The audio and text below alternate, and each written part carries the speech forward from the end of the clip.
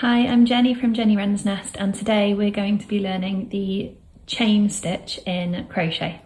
So first of all, you're going to start off with a loop and a knot in your yarn. If you want to know how to form this is a slip knot. I have a video on how to create one of these as well.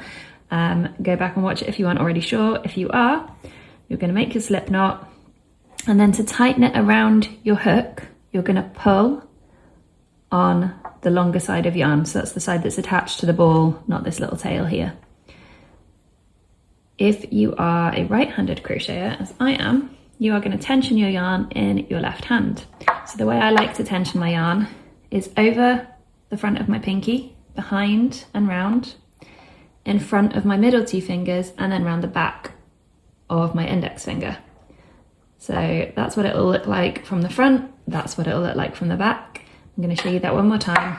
So over your pinky finger, behind, back in front of your middle two fingers, and behind your index finger. And then that leaves you with your middle finger and your thumb free, and you can hold the short tail, or once you've got a chain going, you can move your chain up and hold that in place. So your tension is managed by your index finger here. Too loose and it's hard to get your hook around the yarn, too tight and you end up with super tight stitches.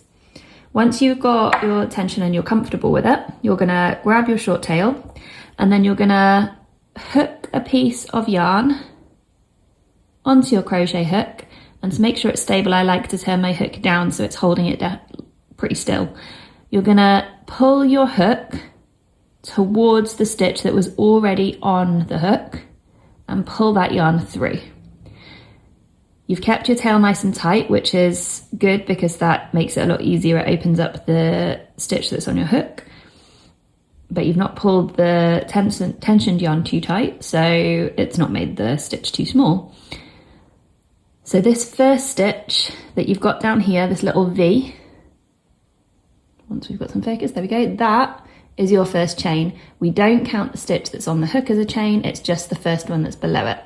So I'm going to show you again. Get your tension right with your index finger. Hold below the stitch that's on your hook with your middle and thumb. Keep them firm. If you need more space in the loop that's on your hook, keep your left hand still and pull the hook away, and that will open up the stitch. If you want to make that smaller, you can just pull on the yarn that's attached to the ball of yarn. So get your tension right again. Grab your yarn,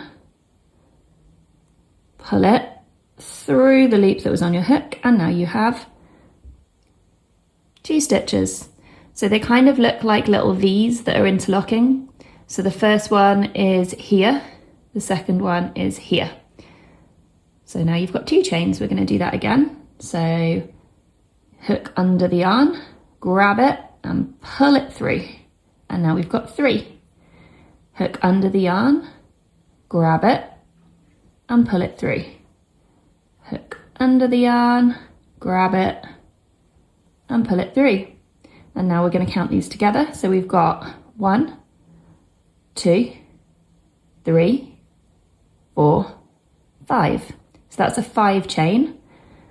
And this is the basis for all of the pieces that you would work. So if you're making a top, it might be the shoulder, it might be the bottom if you're working it bottom up. If you're doing a blanket, it might be the bottom of the blanket. I can come back to granny squares later, but you will still need chains. You also use chains for other stitches. So you can use it between other stitches to create lace and gaps. It's really, really useful. It's probably the most used stitch that you're going to come across. And the more you practice, the easier it gets. So I'll slow it down again. Tension your yarn, so it should be taut but not making the stitch smaller on your hook. You should be moving your thumb and middle finger up your chain as you go so that you're always holding just below the hook. Your hook goes under the yarn, you grab it, and then you pull it through, and you've created another chain. So that is the chain stitch.